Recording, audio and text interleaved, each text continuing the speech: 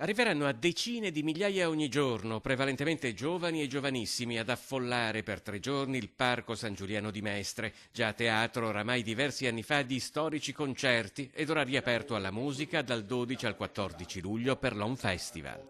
Sono 3 giorni in cui uno può anche venire con la tenda e stare 3 giorni all'interno del parco, molto grande, lo stiamo attrezzando perché sia difeso e gestito bene con costi accettabili e stiamo rendendolo al meglio con dei collegamenti, con i parcheggi, con le linee pubbliche, eccetera, proprio perché possa essere una 3 giorni di festa per tutti i ragazzi. Una non-stop con più di 60 nomi in cartellone. La scelta è tra le ultime tendenze internazionali per un target di pubblico che va dai 18 ai 34 anni.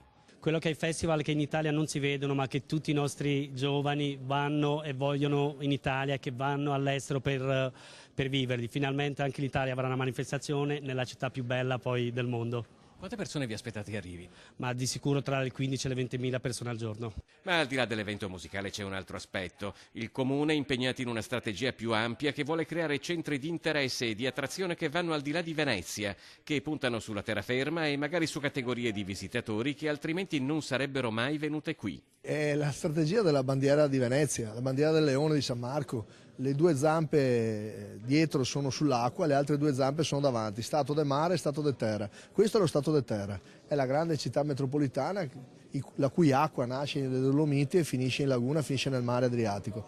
Per cui stiamo parlando semplicemente della nostra storia. È una strategia evidente, quella di riconoscere tutto il territorio ampio.